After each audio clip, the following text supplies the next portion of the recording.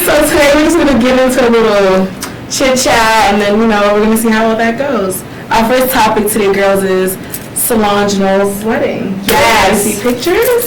Yeah. Oh my God, Solange and this wedding was literally, I feel like the best thing to happen to the internet, especially after Kim K and the breakdown the internet. And she had a secret wedding, and like she had Beyonce there, New Orleans, and her pictures is just so gorgeous. Like they're basically set in an abandoned building, and it's just like all white, and she's just sitting there looking like such a high priestess, like just such royalty, just regal. So regal. I was gonna say that regal is.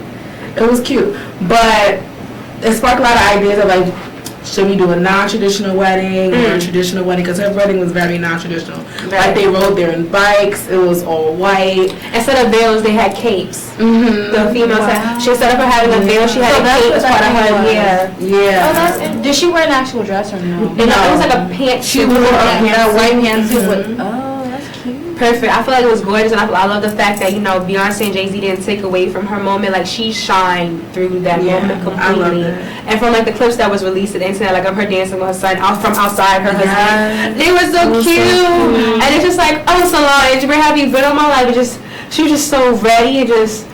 I honestly think Christine. With 2014, you have to do a non-traditional wedding. It's like, with us as a generation, it's moving forward. It's like a way for us to make it ours more so. If you look back at pictures, like my aunts when they got married in the 80s, the big shoulder sleeves, red dresses. Nobody got time for that. I always said when I got married, I didn't want to get married in the wedding, even though I'm very spiritual. No, I didn't want to get married in church. That's what I mean. Even though I'm very spiritual, I want to get married. Maybe on a beach side. No. Or I want beach. I don't want hot. I want air conditioning. I want a winter wonderland themed wedding, like couture winter wonderland, like bougie.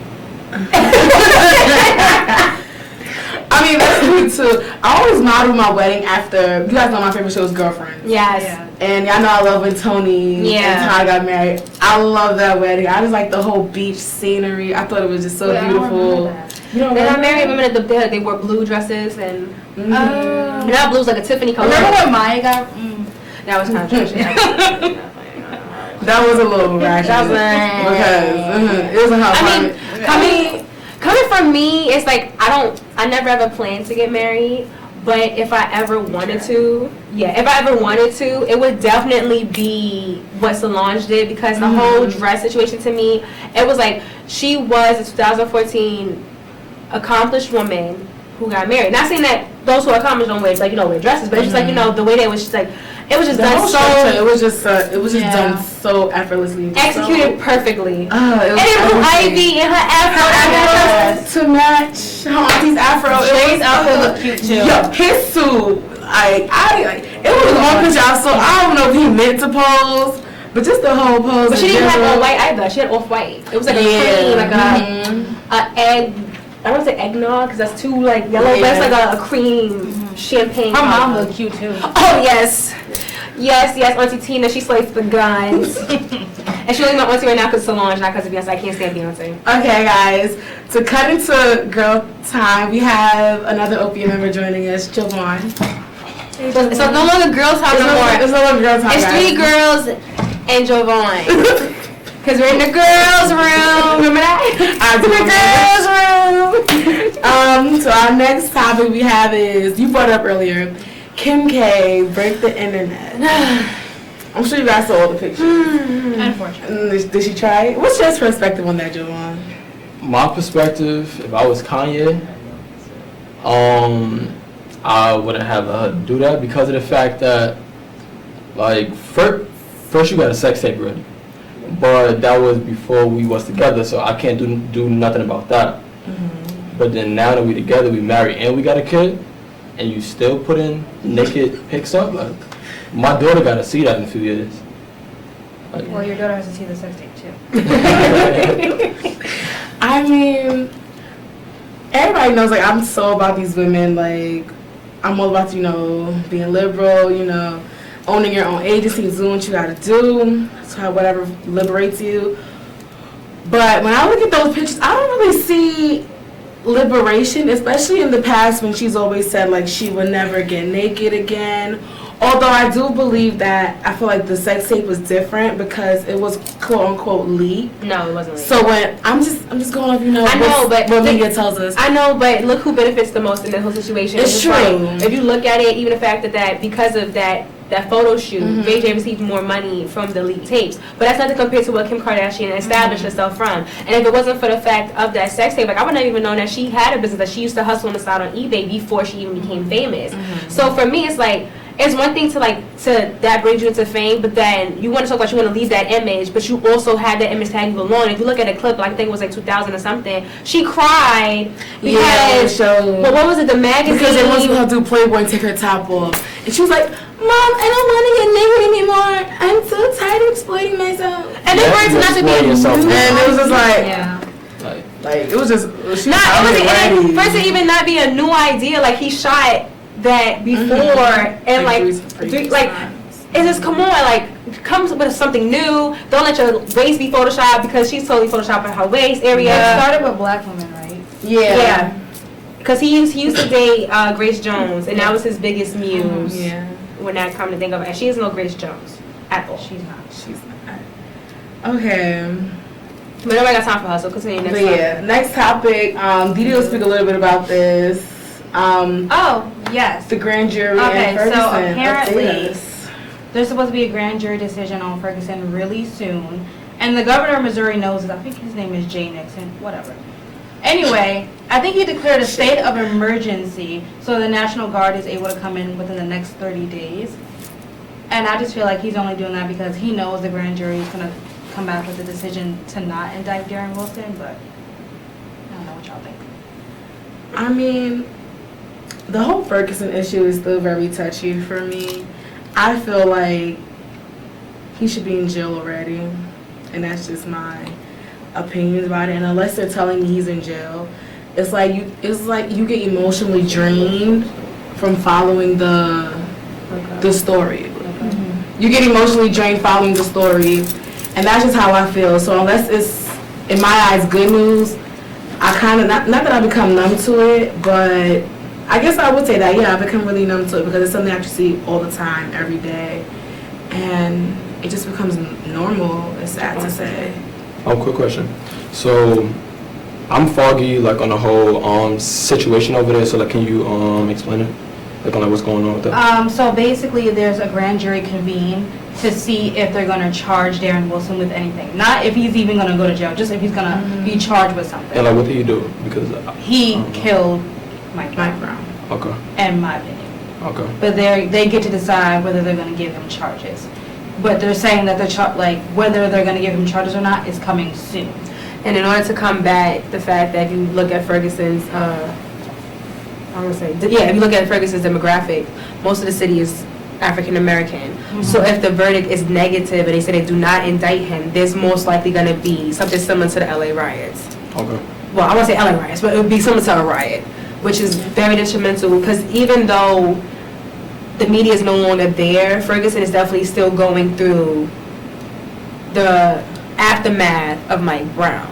They still have kids that's not in school. They still have businesses that are closed down. And it's because the camera is not there doesn't mean it's not happening. But he knows that once this indictment comes out, whether it is or it is not, it will definitely cause a lot of the built-up tension to be released as far as that concern. And I feel like he has every right to be very much concerned because this is not something that occurs in a blue moon. It's not the first time a child of color has been killed by an officer of the white race. So. Okay, well, leading from that topic, I don't know who's familiar with the rapper J. Cole. Oh, here we go. But when this whole thing happened, he did make a song dedicated to this, to this time in history. I'll say this time in history because dedicated to Mike Brown too. Dedicated to Mike Brown. It's called Be Free. If anybody wants to check it out. But being that I brought him up, he does have a new album coming out, which brings very much joy to my heart. It's called 2014 Forest Hills Drive. Comes out December 9th. Everyone should check it out. Is that where St. John's is located? No, that's the street he grew up on. Yeah, that's his back home, South Carolina. And Fayetteville, North Carolina. But see, I feel like if it wasn't for the fact, like I don't say I know J. Cole, but I know that he's a genuine activist for the black community when it comes to things like that. But I feel like with Mike Brown, and even with Trayvon Martin, a lot of black celebrities jumped on the bandwagon of just saying like, oh, like yeah, we're gonna make this a trend, and then they forget, and then they don't remember until somebody else get killed, and then you want to bring it up. And I feel like it kind of breaks my heart because I feel like it shouldn't take somebody's life for you to use your platform as an artist. And then you also have artists who, like Young Thug, wanted no affiliation with it. And it was just so, like, that interview was just so ignorant, and it was just like, no. Sorry, since we was on a hip-hop topic, using J. Cole, it's fabulous. He's a rapper. It's his birthday today. That's my twin, so like mixtape king never came past being a mixtape anything. But well, he's still one of the greatest rappers. I'm just saying. I'm doing like that. But that's cool. Anybody can do a mixtape, boo. That's easy. But he has had successful albums though. When we were young in our younger adolescent days. But the fact that your mixtapes the fact that his mixtapes do way better than the majority of people's albums, I mean, I'm just saying. That's also true. So shout outs to Fabulous. Also, if he's watching. So shout out to his son Joseph. Oh, that's your brother? Yeah. All right. Since we're on the topic of hip hop, the show Love and Hip Hop in Hollywood. Oh no. I'm not too familiar with this show because I'm trying to break away from these Love and Hip Hop chains. So am I. I'm trying. But I heard Youngberg, who's a star on that show, he recently got fired for domestic dispute. For dragging his whole girlfriend. But he pulled a Ray Rice. No, okay, wait. No, he did. Oh, he did. Oh, like he really did. No, like he dragged her. But she wasn't unconscious. Is there a video? No, there's no video, but she was not knocked unconscious. They was having an argument. He did get physical with her, and when he hit her, he just decided to drag her out the room because basically it was like this whole cheating situation. She was like, but I also heard guy. He has like alcohol problems. I'm not sure. Yeah. Napoleon complex. He's also like 5 feet, so. You should be too. I don't really know much about Youngberg. I don't really watch the show, but whenever I hear domestic dispute, it's just no. I just don't have no time for it. Although sometimes I do. I don't know. Like, there are situations where I feel like people. I don't want to say exaggerate because I know like some stories personally myself where like the woman has exaggerated. But if there is actual evidence of this, then I believe it. And even I still believe it, even though she says it anyway. I believe anybody's innocent. Well, she was trying to downplay what happened. What happened? So she was trying to save his face, pretty much. Yeah, even though he's fired at this point, so I don't know why you're trying to save. He does have the charges, so. Well, I have something to take us away from hip hop, which is like purchase, related news, and I forgot all about that. I feel like this is something important that needs to come out on TV. No, basically nobody was beaten. Nobody was beaten. No. No one was beaten. As far as my knowledge, no one was beaten. However, as a journalist student, there was a situation in the journalism community, and I feel like everybody knows where a student of one of my professors, Marjorie McCaffrey, yes, Marjorie McCaffrey, she was filming a project for class and happened to film a police car passing by, UPD car passing by, and he came back and told her to delete her footage. Is she a person of color? No, she's not. However, it basically brought to us, because we was talking about the fact of media freedoms. If you go to Ferguson as a press and you're told that you have to delete your footage and you have all this stuff, you think, oh no, this America is democracy. Like, no, you can't do that. And then to have it happen on your campus where this is what you're learning, what's going on? So I feel like, that's definitely something as far as like students' civil rights on campus. I don't know if you guys want to say anything about that or like how you feel. What was she filming? Sure. She was just filming anything. No, it was B-roll. Basically, B-roll is where you just film, just film something movement. What happened was that he was on the phone while driving, which you're not supposed to do. That's illegal. And he was on the phone with his girlfriend, and he was trying to delete it. So basically, that was the whole big thing. And then a lot of people on campus don't even know that happened. Or we even talk about sexual assault policy about why our president decided to tell us the sexual assault happened on campus.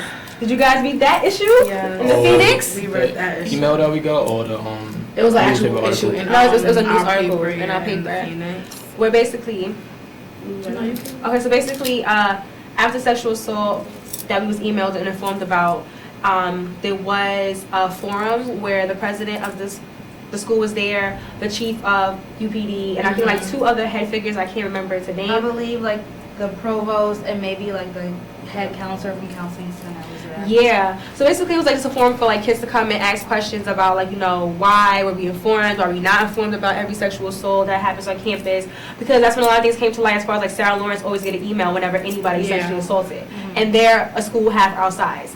So basically Thomas Schwartz came out and said that the reason why we were told was basically because a publication outside of campus was going to publish a story, and if So he they wanted to want tell us us first Tell us before we found out on our now, own. now, if a publication was never going to publish it, like any other sexual assault that go on campus, we would never be informed about. I was about to say that because like so much stuff has happened, Yeah. and I never found out about it like until like I heard like one of my friends talking about it, and then like it got through that way. But that's really the first time. But I it's heard about disturbing because we still don't know that much information about it. Yeah. And we don't know, not that we need to know who this person is, but like, is she an on-campus student, off-campus? Is the person who allegedly assaulted her, is he an on-campus student or off-campus? I don't know. I don't feel safe. Well, I mean, that's like my freshman year when if it wasn't for my RA, I would never known Oh that my we had a gosh. sexual predator on campus that lived in alumni at the time, and we were freshmen, and it's when we had the sexual offender app, and basically he lives on campus. I think he was a bio major, went to natural science and all that.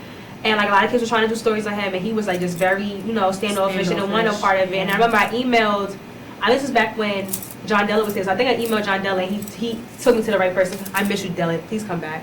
Please come back. Basically, Hashtag John Della come back. Hashtag John Della come back for culture shock. No, but no, he emailed me to the next person. I remember somebody told me like, because technically everybody on campus is supposed to be 18. They have no obligation to inform the community of it being a sexual offender. Technically, he has to register, and that's just that. Wait, so because technically everyone is supposed to be 18. That's what I'm saying. No, I'm not saying technically Even because though- some people graduate at 17 and they end up turning 18. That was- no, but that was because me. he lived in alumni. He wasn't Which is- in okay. an Which is apartment a- at okay. 21 in an Adult adult complex. complex. Okay. that So makes at that point, But what I don't understand about him is how did he get federal funding? I don't Because know. once you, maybe he Once you didn't get a- have federal funding. He could have got private loans. Oh, he could have paid for himself too. okay, do you? But since we're on the topic of sexual assault and feeling safe, I do want to strongly promote safe space on Purchase campus, especially when we're in the student. Opia, we throw parties very frequently. So we would always and mostly appreciate that. When you guys are in the student, just remember to keep it safe. Purchase a safe space. Do consent. We love consent. We If live by somebody say no, consent. no. Yes. When you hear the word no, just walk away. Yes. Literally, walk away. So from that, we're going to jump into the Aaliyah movie, guys. Oh, no. Can I start that up? Yes, please. I didn't even get to see it. I didn't see. I remember. I As So heard the so much. last 30 minutes. As an I was late to actor, that too. I wanted to talk about the fact that the casting was horrible. Yes. Because first of all, none of the people that they chose look like the actors, except for the main character. Two, their acting was just horrible. Like they anticipated somebody's actions right before they even said something. Like it just was just a horrible movie. Don't watch it. Well, I mean, for me, even for the main character, I feel like she was casted horrible as well because before her they put Zendaya, Yeah. whatever her name is, Zendaya. Zendaya. Zendaya. Zendaya. It's wifey. Right? Oh, okay. Well, yeah, pay attention. But Zendaya, she was picked for it, and Zendaya's a light biracial black woman, and so like that was definitely against. Like Leah was not, didn't look like her at all. And if you look at any of the cast that came, I think it was like 2 other girls who were like, they could play her twins. I do, however, say oftentimes when it comes to casting, in my opinion, you don't have to look exactly like this person. Okay. Because if you take it back to the Biggie movie, that Right. girl looked nothing like Kim, but she played Kim's role to the T. That's true. It's like if you can act it, then by all means you can act But it. then Like, if acting is be in the horrible. movie, but if your acting is horrible as well, and The you don't acting look like was that horrible. person, then we have a problem. First of all, disclaimer automatically. It's a Lifetime movie, so 2. Lifetime I mean, movies Lifetime Don't play movies like are them. They be having some good. amazing. I love Lifetime Lifetime. movies have all the same plot. Sisters Keeper. Say bye. That was good. Lifetime movie. Yeah, Lifetime. I think Lifetime Okay. movies are good. I think TV movies are good. I feel like TV movies are good, but not Lifetime. And then if you also look at the fact that her family and her friends boycotted this movie, and they That's did not bullshit. want it to happen at all. And being the fact that a lot of it that took place, she was young at the time, and no one knew exactly what happened between her interactions with other people, and you did not consult the people that she had these interactions with. It's like basically a movie full of lies. Pretty much. And I feel like you would never know what side of the story it was. Like, that to me is disgusting. Like, if a parent tells you that they don't want this movie made about their child, and you don't respect that wish, it's like, Wendy, you had one, like, because if it was her son, if it was Wendy Williams' son. Yeah. I agree. Especially I saw because the of last fact- 30 minutes, and apparently the girl who played Aaliyah had to sing her own music. All The of song my God. the songs that she sung, I didn't know Aaliyah had even made that music, but okay. because Not of the only fact that the They family didn't give- did not yeah, consent they took their- to like Her the main singing song. was not on par. Not only that, I No, her saw, singing was beautiful. It really wasn't. But anyway, Did She I was saw- pretty. She was pretty. That's what he She said. was shocking pretty. I No, saw but they you know, cast it it's- as I Missy didn't watch it. and Timbaland. I I had heard no she's horrible. idea that Missy Elliott was that light skinned. I also didn't know And then that she Missy weighs Elliott 7 weighed pounds. 2 pounds. But okay.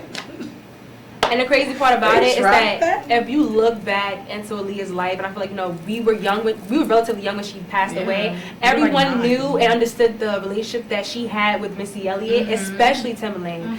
And the fact that these were like her sisters, these were her brothers, like this is her best friend. Like, it was, I would feel like it's personally a disrespect, because if it's, God forbid, something happened like that to you, and if I went to a movie and your mother does not consent, I'm not with it. And then for them to do it anyway, it was like, oh, we're Lifetime, we can do whatever the hell we want to do. But I watched Wendy's thing, and she said whether you liked it or not, you still watch. It was the most. It's the second. What was it? Second. The second She tried. biggest. The big with the Most- biggest yeah, ratings. ratings. Yeah, Yeah, TV movies. she's ignorant. But anyway, She told like this. Hello. How's you doing? I got a quick question. What did y'all think about the fact that Aaliyah was 15 when she got married to Well, to I Kelly? feel like the movie focused on that too Too much. Like, to talk It was about it a really whole quick, 45 too minutes much. of that. that and it was That's what I it was a heard. 1-year marriage, so chill. and it correlates with But Wendy. she was Because Wendy is 15. messy. Everybody knows Wendy's messy. She lives for the drama. She lives for the gossip. So she would focus on She that lives to one generate section. I have a question. Where's Aaliyah from originally again? She was born in Brooklyn, raised in Detroit. Detroit, right? Okay. First of all, at 15, as a minor, I don't know how Detroit goes, but some states they have the Romeo and Juliet. I think it's mostly down south. That's what I was asking. However, for that to be the main pilot of her movie, when she pioneered a lot of other things, I felt was disrespectful. It was so disrespectful, because even if they would have talked about the fact that she shot half a Queen of the Dam before she passed away, like Yeah. talk about her movie, talk about the fact that it was an interview that plays, I forgot what Drake's song it was, and he had to like go through a lot of litigation to get this approved by the family. Whereas a part of the song, she's like, you know, yeah, this came out like I'm doing my movies, like I'm doing so like Yeah, you could just hear this youth and so much like excitement in her voice, and like for them to even like if they would have ended it like that, like it would have been like, oh my god, like she has so much a promising career, and then boom, and it's like it was classless. even the way that Classless. well, they didn't even portray the death, which is they like Did they portray her death? They portrayed her like riding off into the sunset, about to film Rock the Boat. Yeah. And she that rode was off it. in a limo, waving goodbye to Damon Dash. Oh, Damon Dash tried it too, but still we're not gonna go there. Okay, I know everybody heard 106 in Park is coming to an end. Thank I feel God. like that's a big part of my childhood, though. I'm happy. So I'm kind of happy to see it go, but it kind of saddens because I'm like, oh my gosh, like It I used kinda to watch went this from every day here after to- school. And that's why I'm happy, because the 106 Park we knew growing up, Yeah, it where was we had AJ everything. and Free, Mhm. and I met them numerous times. It was like that was their I even highest appreciated point. Terrence and Roxy. Yeah. But I thought they were great as well. Eh, That was like after them it was just Yeah, after Yeah, that, after it was them, like, it just- why even bother anymore?